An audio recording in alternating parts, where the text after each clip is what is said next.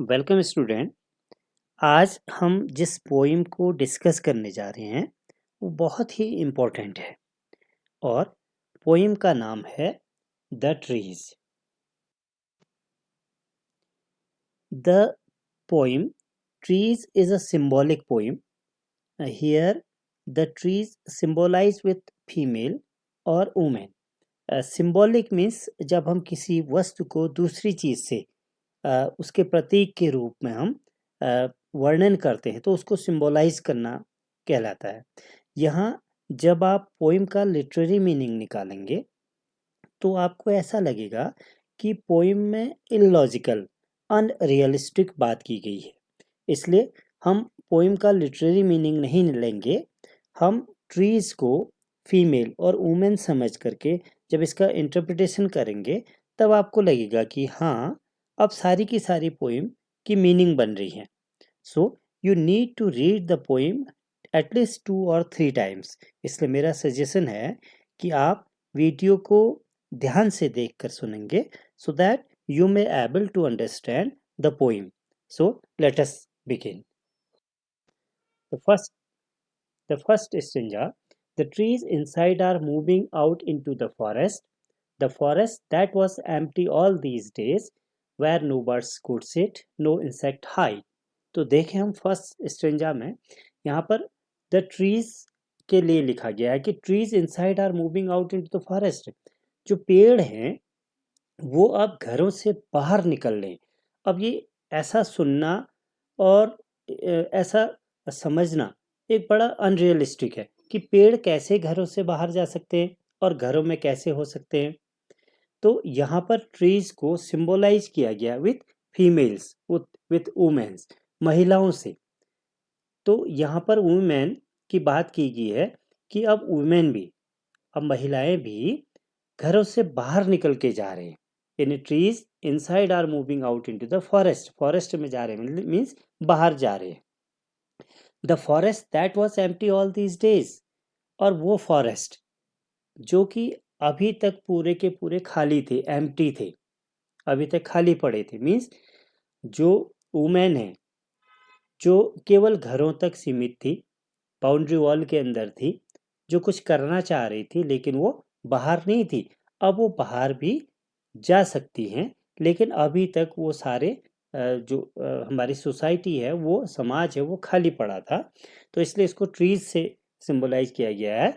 तो the forest that was empty all these, तो forest अभी तक जो खाली पड़े थे, जहाँ पर कि where no birds could sit, ना तो कोई बर्ड्स बैठ सकती थी, नो इंसेक्ट हाई, न वहाँ पर कोई इंसेक्ट छुप सकता था, यहाँ तक कि नो सन बरी इट्स फीट इन शैडो। अब ये देखिए, द सन, सूर्य की किरणें, सूर्य की किरणें जहाँ पर अपने पैर नहीं पसार सकती थी। तो यहाँ इसको पर्सोनिफिकेशन है कि ह्यूमन क्वालिटी को कंपेयर किया गया है सन से।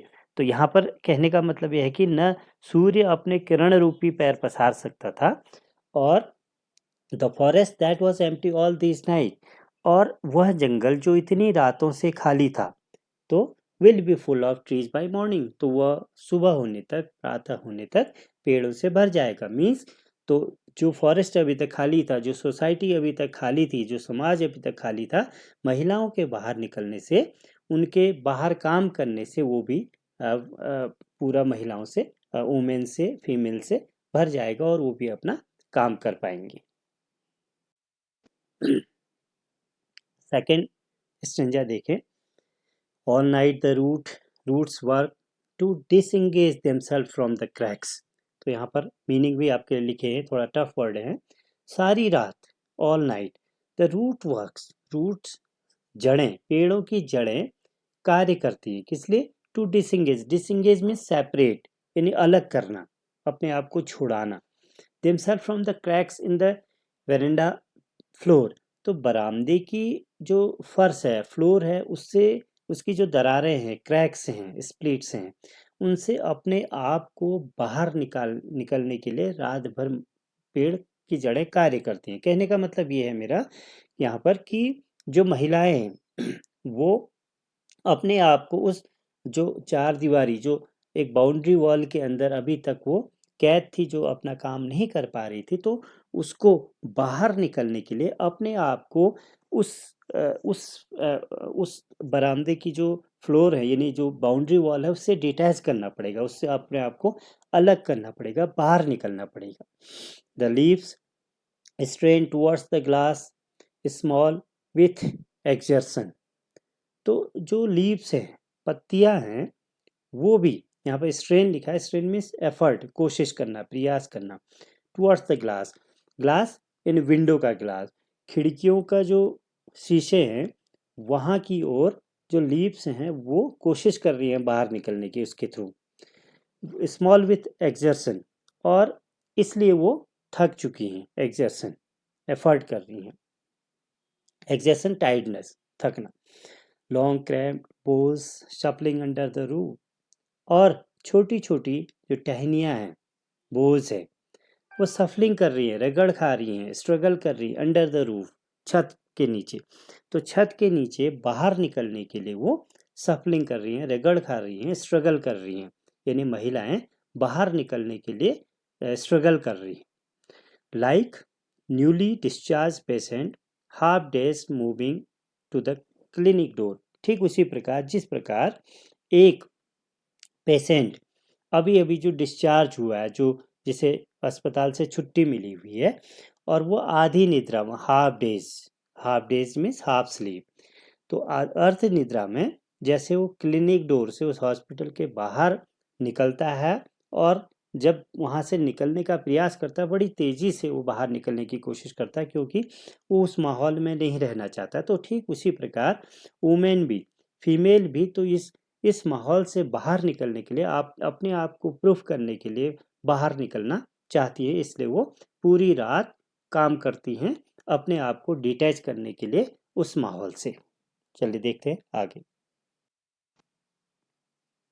इस स्टेंजा में पोइटस कहती है कि I sit inside, I means poetess, तो पोइटस कहती है कि मैं अंदर बैठी रहती हूँ, I sit inside, doors open to the बरामदा, और बरामदे में, आंगन में दरवाजा खुलता है मेरा, राइटिंग लॉन्ग लेटर्स, और लंबी चिट्ठियाँ लिख रही हूँ, इन विच, जिसमें I scarcely mention the departure of the forest from the house, जिस पर मैंने स्कार्सली मीन्स हार्डली, मुश्किल से, मैंसन उल्लेख करना, द डिपार्चर बाहर जाने का, प्रस्थान करने का, of the forest from the house, यानी जिस पर मैंने, जिन लेटर्स में मैंने घरों से जो फॉरेस्ट बाहर जा रहा है उसका वर्णन नहीं किया हुआ है, मीन्स जो महिलाएं, जो वुमेन बाहर जा रही हैं, तो उनका उल्लेख नहीं किया हुआ है।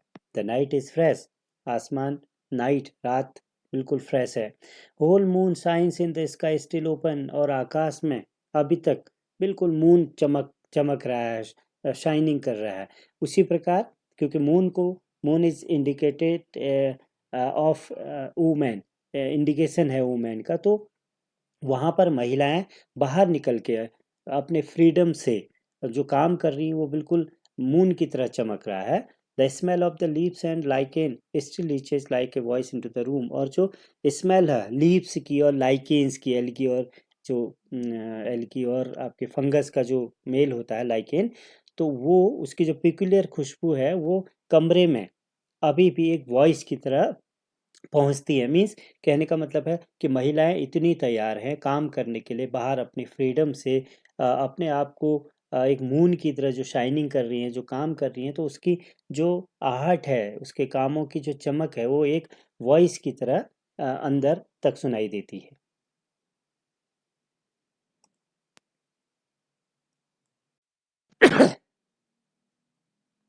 My head is full of whisper, which tomorrow will be silent. Listen, the glass is breaking. आप देखिए क्या कहती है poetess, my head is full of whisper, मेरे पूरे हेड में, मेरे मस्तिष्क में सनसराहट की आवाज़ गूंज रही है, full of whispering, whispering speak silently, which tomorrow will be silent, जो कल तक शांत हो जाएंगी, साइलेंट हो जाएंगी। तो इसलिए कह रही है क्योंकि जब महिलाएं बाहर निकलेंगी, उनको अपना उनकी फ्रीडम मिल जाएगी, तो वो जो मेरी उधेड़ बुन है, जो विस्परिंग है मेरी, वो सब शांत हो जाएंगी। लिसन, तो तब कहती है कि सुनो, द क्लास इज ब्रेकिंग, अब महिलाएं जब बाहर निकल रही हैं, जब वुमेन बाहर निकलने की कोशिश कर रही हैं, तो वो कांच, वो जो विंडो का ग्लास है वो टूट रहा है। यानी जो जो बाउंड्रीज हैं वो ब्रेक हो रही हैं, महिलाएं अपनी इस बाउंड्रीज को ब्रेक करके बाहर जा रही हैं। The trees are stumbling forward into the night, और रात को वो ट्रीज स्टम्बलिंग करते हुए, लड़खड़ाते हुए बाहर की ओर निकल रही हैं। मीन्स यहाँ पर ट्रीज को फिर सिंबलाइज किया गया है बार बार वीमेन से। Winds rush to meet them, और जब बाहर निकलती हैं तो वहाँ जो विंड है, तेज हवा है, उससे वो मिल रही हैं। तेज हवा मीन्स जो स्ट्रगल है बाहर का, जो सोसाइटी का स्ट्रगल है, उनसे उनका वेलकम होता है। The moon is broken like a mirror, तो मून एक मिरर की तरह, एक शीशे की तरह, क्योंकि मून अपने मिरर अपने आप में रिफ्लेक्शन करता है किसी चीज़ का, तो वो टूट रहा है, वो टूट चुका है। Moon is broken like a mirror, mirror की तरह मून टूट चुका है। Its pieces flash now in the crown of the tallest oak, और इसके पीसेस, अब यहाँ पर मून को भी फिर सिंबलाइज किया गया है वुमेन से।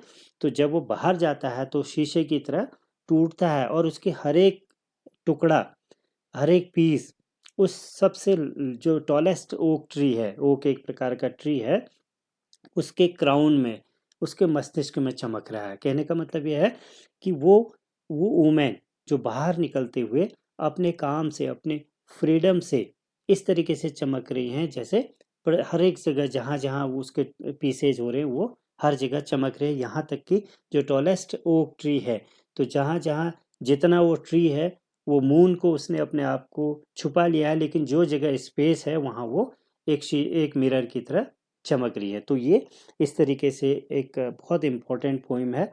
आप इसको 2-3 बार और ध्यान से सुनेंगे तो आपकी समझ में आएगी। तो ये पोइम एंड हो गया। अब हम इसके आगे क्वेश्चन आंसर देखते हैं।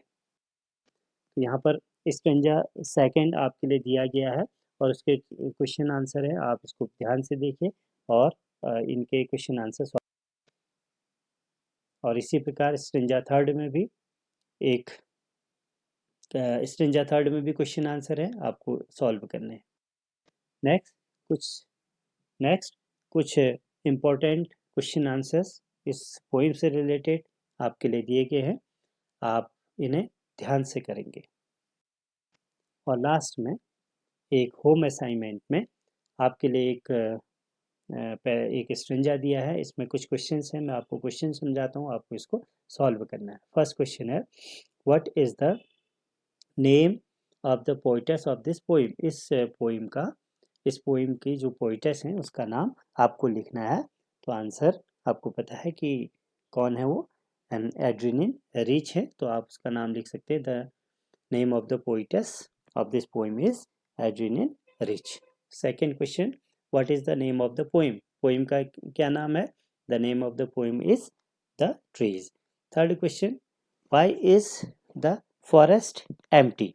तो ये जो फॉरेस्ट है वो खाली क्यों है?